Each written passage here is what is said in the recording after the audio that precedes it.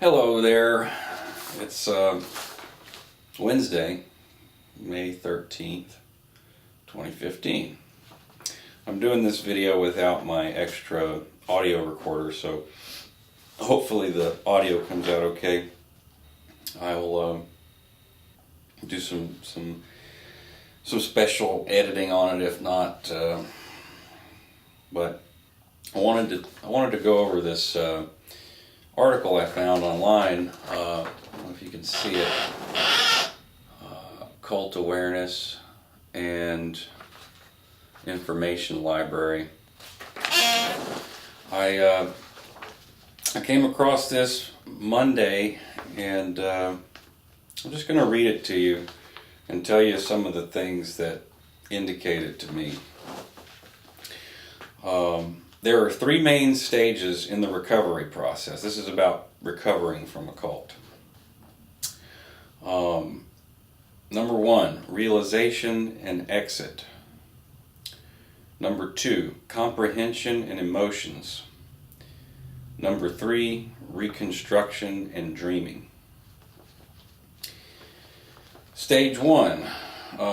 Stage one varies in length. The length is dependent on the method of exiting.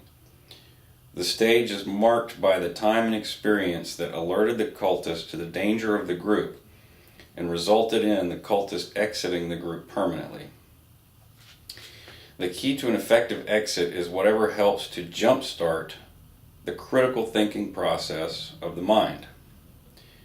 This process has been on hold for much too long because the cult has told the followers that to question and doubt the group is to betray God or whatever they believe in my case, L or H. The price for questioning and doubting, they are told, is eternal death. This is a powerful fear to overcome. Awareness of the insidious nature of the cult and the decision to leave comes slowly for sure for some and quickly for others. For example, someone receiving exit counseling becomes aware and leaves the cult very quickly as compared to someone who walks out after reflecting over several months or years on devil-inspired doubts or bank-related doubts in Scientology, the reactive mind. Even after leaving, some ex-cultists are not sure if they've made the right decision and float between their old cult identity and their new freed identity or pre-cult self. The more information and support a cultist receives during this stage, the better equipped they are to handle the pain and loss of stage two. So on stage one, leaving. I left after a suicide attempt in 2004. However, I only left staff. I was still expected, and the process of me leaving was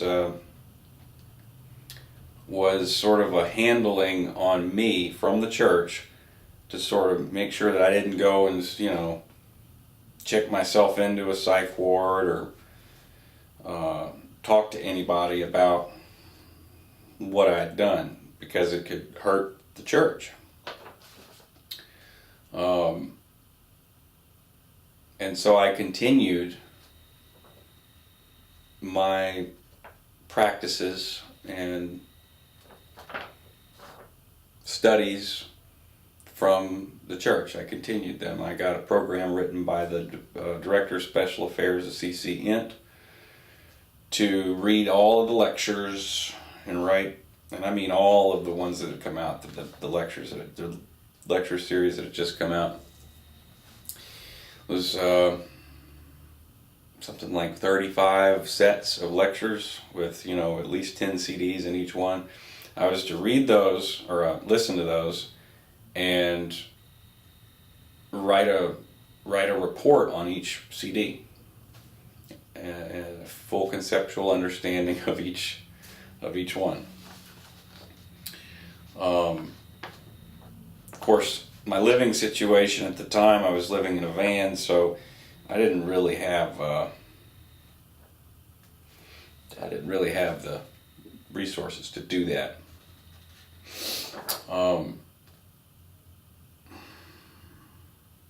Right. So I moved back to Louisiana in 2005 with all of my lectures and books in tow in my van. I actually built a giant bookcase for my OEC Vols, for my management series, for all of my lectures, for all of my books, for a bunch of booklets that I bought to do Way to Happiness stuff, and just all of my material, all of my LRH material.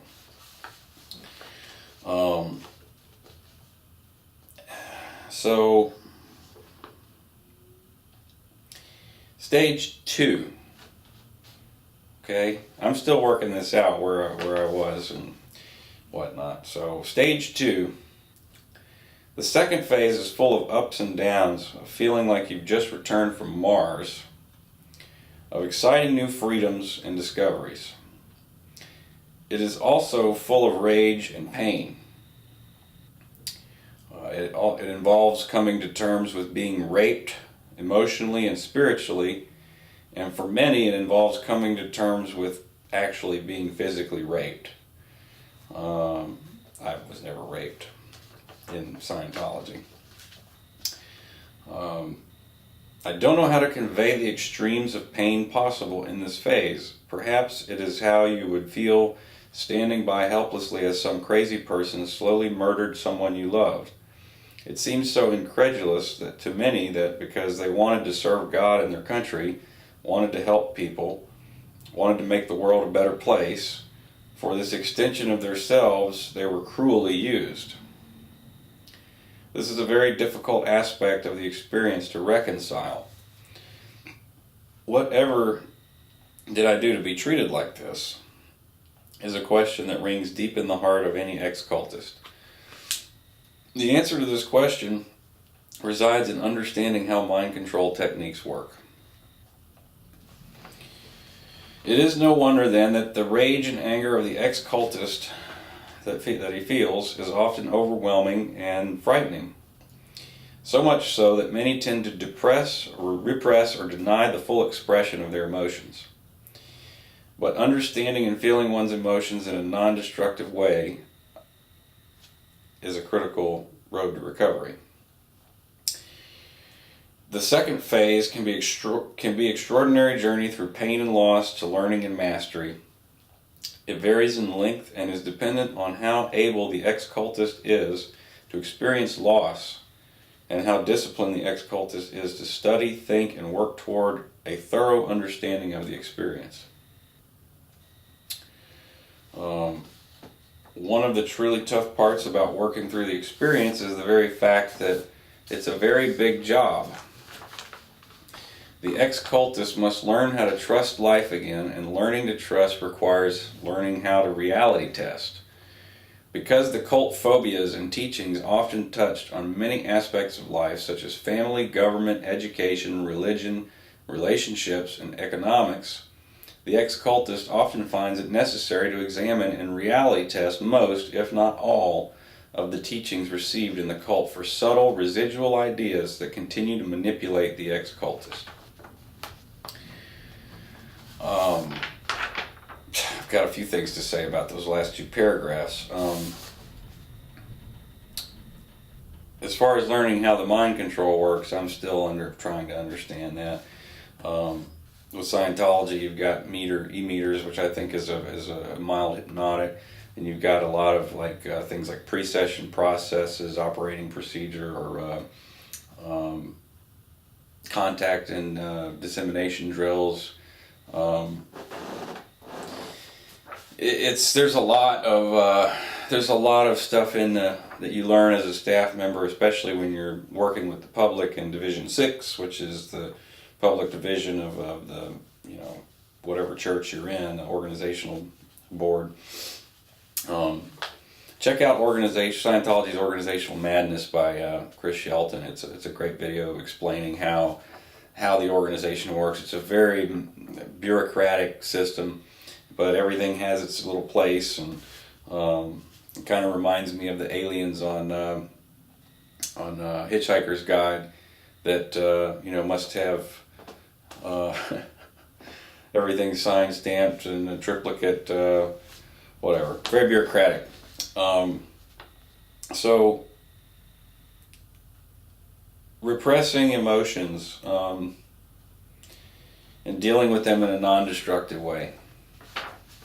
When I moved back, I wasn't long. I was back in a band with a friend of mine. And I was trying to apply Scientology technology to the band I was in with non-Scientologists. It wasn't, extremely successful.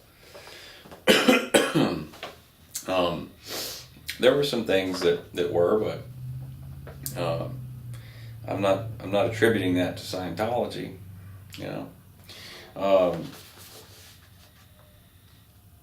So, in addition, it is in this phase that the individual must learn how to trust themselves again and their ability to make decisions. Learning to trust after you've been used and hurt can be very scary, but trust in oneself and others can be rebuilt with disciplined thinking and with courage.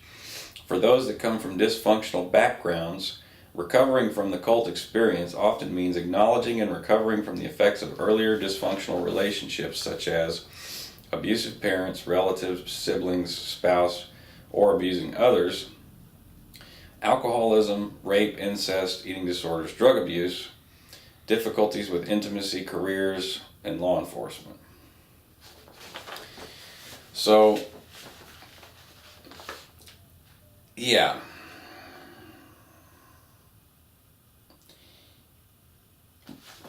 Right now, I am, I've had a few interviews this week. I've got an interview today, two actually today. I'm finally getting back into, I feel like I'm kind of getting back into the swing of things. I'm not afraid to go out and get a job. In this second part where it's talking about testing the ideas of the philosophy that you were indoctrinated in for so long, I really feel like I took a lot of time doing that. There are a lot of things that I like. For instance, there is a concept about putting energy into something and it manifesting itself in the physical universe. If you pour enough, energy, matter, space, time into an idea, then eventually it will become real. This is as far as I'm concerned, from what I know now, it's kind of like magical thinking. Kind of like thinking that you could, move things with your mind or influence the universe in some way. Don't get me wrong, I do believe that people do have an influence on the world. But there is a pretty big difference in thinking that you can just think that stuff into existence rather than do it. And for a lot of people, and for myself in Scientology, you have this idea that you can influence things without action. Like they call it, postulate processing or making your postulates stick. These things are, while they may work as internal methods of focusing your thoughts and ideas, if you're actually thinking that those ideas and those thoughts are leaving you and going into the physical universe and manifesting themselves physically, I think I don't think there's any proof of that, and I don't think that it's a workable idea. At least not until we develop methods or technology in which our brains can influence matter. Which we may not be far from that. I mean, we have cell phones, we can I can make this video with a cell phone and put it out there and immediately reach millions of people, and that may have an effect. But there's these little ideas and concepts that you test, and one of them was that, and other things were, would I really get sick if I read OT materials? Would my life suddenly be filled with suppressive people if I started reading about the bad things that people say about Scientology? What if, there's a lot of questions in your mind that you deal with. And then stage 3. To someone in the middle of the pain of stage 2, the idea of having a dream again and building toward it is merely a sad, frustrating, and painful laugh. Having spent many years in stage 2, I understand that despondent feeling well. It is possible to rebuild your life. You will not be able to make up for all the years the cult has stolen from you, but you can make up for some of those lost years. I've worked very hard to recover from a severely dysfunctional family, a life of abuse, emotional, physical, and sexual, the death of my daughter, many years in a cult, time on drugs and alcohol to forget, and so on. I'm here to share with you that if you're willing to stick with it, work at it, work through, let go of the myths that look like truth from the cult's teachings and from within society's teachings, and if you're willing to acquire new skills and improve others, you can and will be able to build a healthy and well-functioning life with a dream you can work toward. So whoever wrote this, I don't know who it was, but thank you. This really helped me, because it kind of puts into perspective the last 10 years of my life. And I spent a long time in stage 2, and I feel like I'm finally getting out of that. Because at this point I realized that Scientology was so destructive for my mental well-being, like so destructive. In fact, my wife sort of intervened in a way, because the abuses that, when you're in an abusive cult, or if you're in an abusive situation, I'm still learning, and I'm still trying to process and learn about abuse, because I dealt with abuse my whole life, okay, and I don't necessarily know if I see the same abuse as other people do. Right now I'm in a position where I don't see some of the abuses that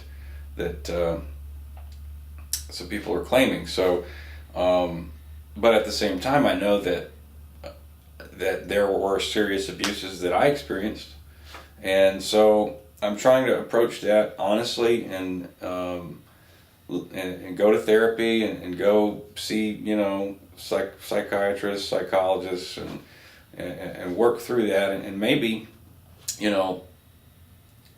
work through some of the issues that I had dealt with abuse-wise when I was younger. There was, from a very young age, I was exposed to some very abusive situations. I'm not trying to blame that on anything. Like if I may be abusive. I may have been abusive to my wife. I've never physically abused my wife. I've never physically abused my kids. I love them all very dearly. But, my family loves me very, very much. And there were a lot of abuses when I was a kid, when I was growing up. And just because you love someone doesn't mean you're not capable of abusing them. So that's a reality for me. Trying to figure out, what those things are and handle that, because, I very much want to be around my children and my wife all the time. And I don't want them to feel abused. So, coming to terms with being in abusive cults and abusive situations and figuring out, I mean, if I have a blind spot, then I want to know.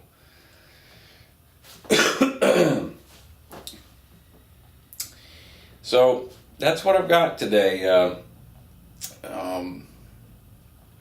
I feel like I kind of overshared a little bit, but I'm making some changes in my life, big ones, for the first time in a long time, and I'm looking to continue healing through this process. And thanks for watching. Have a good day.